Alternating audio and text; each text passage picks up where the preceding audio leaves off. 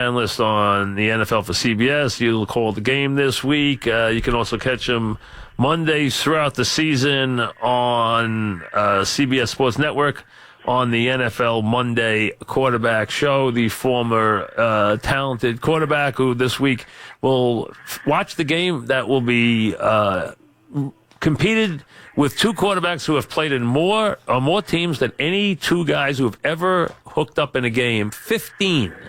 So, Rich, how about that? Two guys, 15 teams for the two quarterbacks. Yeah, Mike, pretty amazing, right? Look, you could call them whatever you want, journeyman. Journeyman, yeah. I do have respect for both of them. Hold the fort guys is what they are, right? Yes, they are, yes. Yeah, but, I do have respect for them from a standpoint that, you look at Fitzpatrick, Harvard guy, really a long shot to make it in this league. And a great guy. Yeah, he's a great guy. And, look, to his credit, he's you don't last that long if you're not a good teammate first and foremost, and a good player to some extent. You provide a service, and if these guys weren't good enough to make a team and to help a team, then they wouldn't be on a team. And look, they've had a hard time sticking, but you look at how they Fitzpatrick in 2015 was playing lights out for the Jets. Yeah, 25 touchdown passes, yeah. Yeah, and then you look at what's going on with Josh McCown. Look, he's played great this year. He really has. He's put 70% of his throws. And he's had energy, and he's made a couple of bad mistakes, which really killed him, but late in the game. But he's really brought a lot of energy. He's played optimistically. He's brought a lot of energy, and he's brought a lot of life to that team this year. Could you imagine what the team would look like if it were Petty or Hackenberg right now? No. So, you got a veteran guy who knows how to behave himself.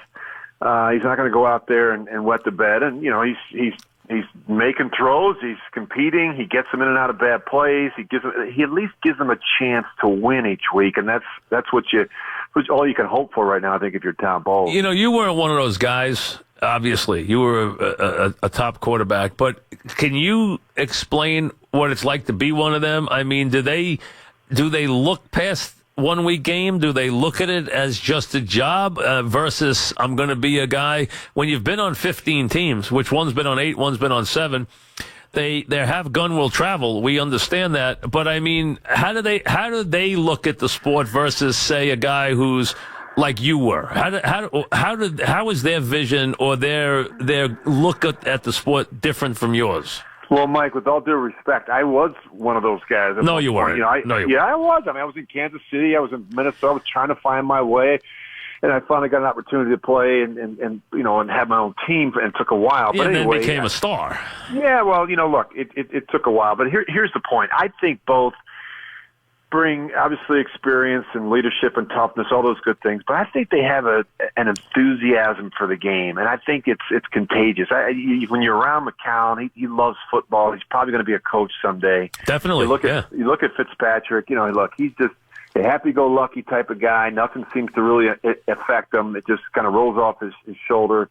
And I think players respond to that. I think there's a certain calmness when one of those guys gets into a huddle. You're not going to panic when you got Fitzpatrick in there. In fact, I wouldn't be surprised if this team plays better with Fitzpatrick than it does with James. I think they will. Tonight. I'm serious. No, I'm serious. I'm totally agree with you. I think right now they will. I think Winston's lost his way this year. I also think the coach is on a hot seat. They were expecting to win there. They're a mess, that team. They thought they were going to be good. Nothing's worse than a team like that, like the Giants are going through right now. Once you're a team that's supposed to win and you don't, you know how those locker rooms get. I mean, they get crazy. And the Jets have overachieved. They're very together.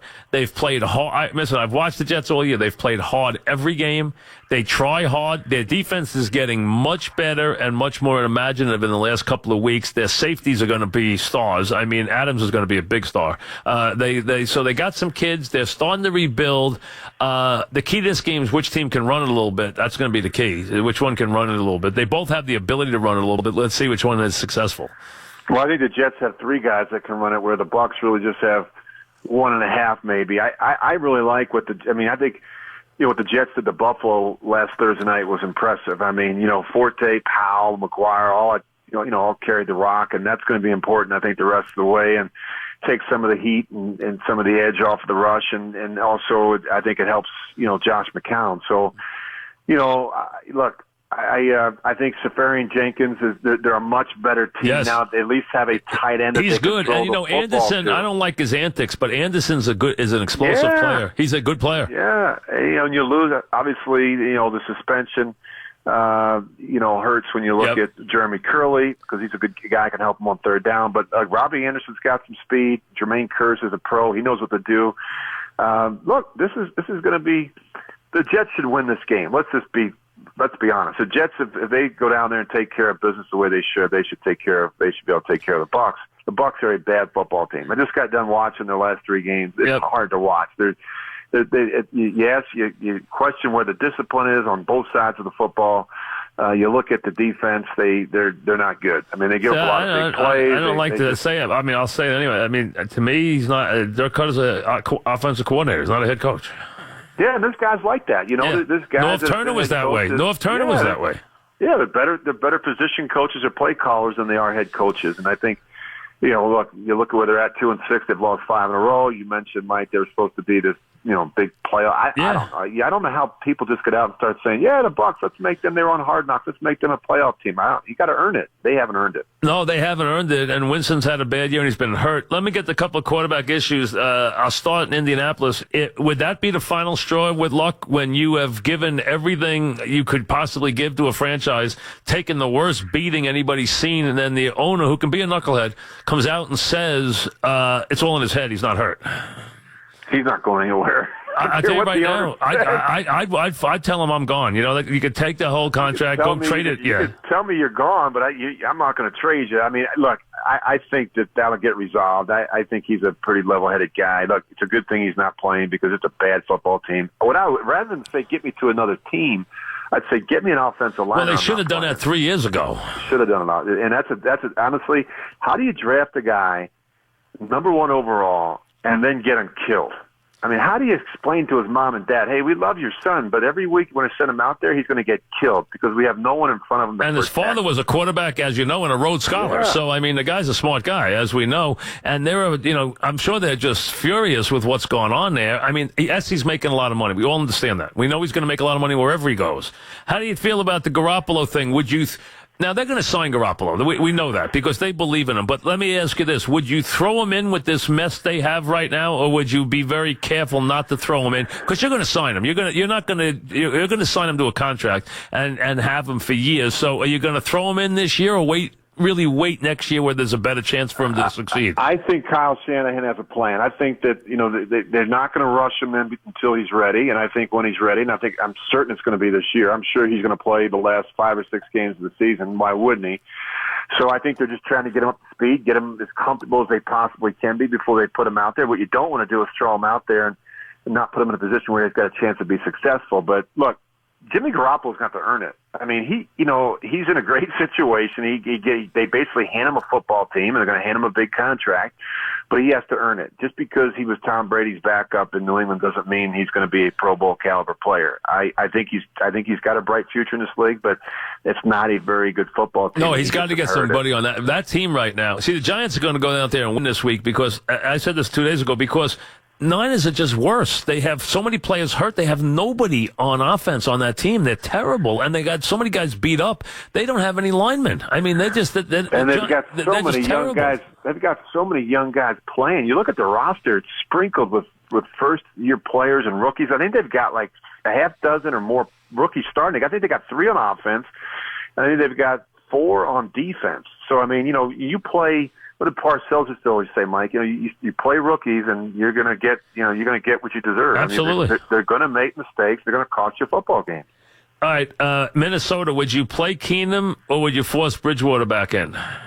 No, Keenum has earned the right to play. Look, what a good situation. They got a good defense. They got this couple different backs they rolled through there, and he has taken care of. Look, they've won 4 straight games with this Case Keenum. This team believes they can win with Keenum. I think Bridgewater, you get him ready. He's missed a lot of time. The speed of the game is going to be a problem for him. I think you wait and let this thing play out. If Keenum, it begins to go south on him, then you make the change. But until then, Case Keenum has the football. What team in the league, we're talking about Rich Gannon, do you see now who's iffy, like is 500 or below, 4-4, could be the Falcons, 4-5, could be the Raiders. What team right now hasn't taken off that you think could take off the rest of the way? I don't think it's the Raiders, only because their defense really bothers me. I don't think it's a defense that's capable. I think the Chargers. Keep an eye on the Chargers. They've been in so many close games. So many. You never know what Rivers. And then the Falcons. I think the Falcons haven't run the ball particularly well the last couple. They don't make big plays anymore either. No, they don't. But I watched them. I guess the thing that surprised me was the Carolina game. I really felt like they beat the Panthers, and they didn't do that. Cam decided to run around a little bit, and that changed things up a little bit. But I just got done watching the Falcons play the Jets from a couple weeks ago, and the quarterback, to me, I think he really misses Kyle Shanahan. A lot. Steve Sarkisian's calling plays. It's not the same. And not the same at all. And I didn't think it would. I was wrong about that. I thought it wouldn't be that big a factor. It's been an enormous factor.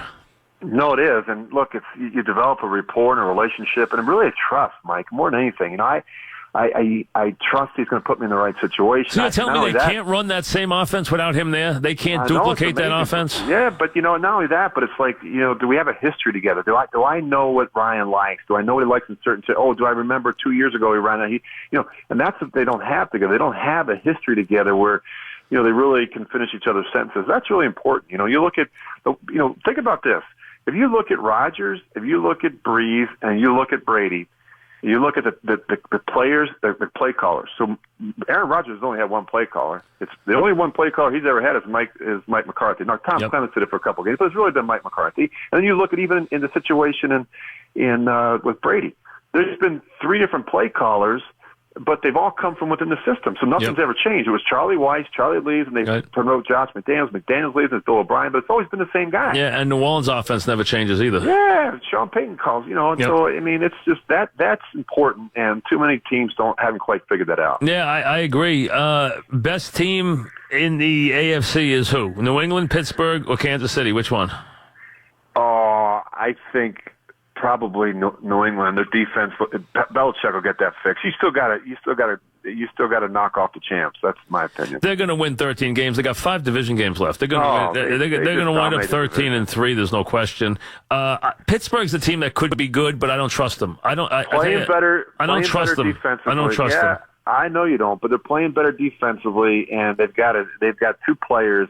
They got a quarterback that can do it beat New England in the regular season and not have Brady tear you apart like he always does, and maybe I'll buy in. And maybe I'll buy in. How about Le'Veon Bell and Antonio Brown? I mean, the good offensive line. I mean, but you're right. They've got to beat New England. And has Roethlisberger checked out mentally? Is he really the one? No. You think he still wants to play? I don't think. Yeah, he still wants to play, and he's still a talented guy. No, he's great talent, but he's talked a lot of retirement this year. But he's never been, in my opinion, in terms of the guy that's going to just sit there and grind. Like, I don't think he's a guy that brings a lot of homework home on Wednesday night, Thursday night, and Friday night, like Manning and Brady and some of these other guys. I mean, I think Ben might sneak in around a golf during the week once. You know what I mean? I'm just saying. I'm not being critical. I'm just telling you. You know what I mean? They're all wired a little bit differently. And no question. And look how you want to see the difference. How about Green Bay without Rodgers? It's like it's like they're a bunch of kids who lost their way home. They don't even know where they are. You know that? And so he covers up a lot of their ills and a lot of their their shortcomings. And this other guy can't do it, Brett Hundley. And look at the Houston Texans. I mean, they're the big story, of course, in the AFC South, and now all of a sudden you lose, Deshaun Watson, and you put Tom Savage in there. And it's like going from driving a Ferrari to driving a Toyota. No offense to Toyota drivers out there. No, hey, listen, not the same thing. How about the Rams? You buy in, or you think it's you think Yeah, real? I think the coach. I think the coach is the real deal. I do think so. Yes. And they talk about the importance of coaching with a young quarterback. Last year was a disaster. Now they've got a guy who can put a legitimate game plan together. It's made a huge difference. A big difference. I mean, you can see the team has a bounce. Everything's crisp. Everything's on time. Everything is. They look like a football team. Yeah, no, they've got a good chance of. They still got to go through Seattle, but they've got a good chance of doing some damage in the West. All right, listen, enjoy your game this week. I tell you, I wouldn't be surprised. We'll miss you, brother. Thank you, but I think the Jets. I think you got the right read. I think the Jets will beat them this week. You heard it here first. You got it. I agree with you. Thanks, Rich. All right. We'll talk. I think he's right. I think the Jets have the more together team right now. I really do. Now, listen, Fitz scares you, though. He'll do a good job. He'll be all excited to play him. He really will. So we'll see what happens there. But that's not a terrible game. It really isn't. Although, I tell you, the Bucs should have been a lot better than this. I know Winston's out now, but they're kind of for some reason, he doesn't look like a head coach to me. No knock on him. I don't even know him. I know him as a coordinator. I don't know him well. But, I mean, he just doesn't seem like the head coaching type. He seems like a guy who's be better suited to be just calling the plays and worrying about that, not worrying about the whole shebang.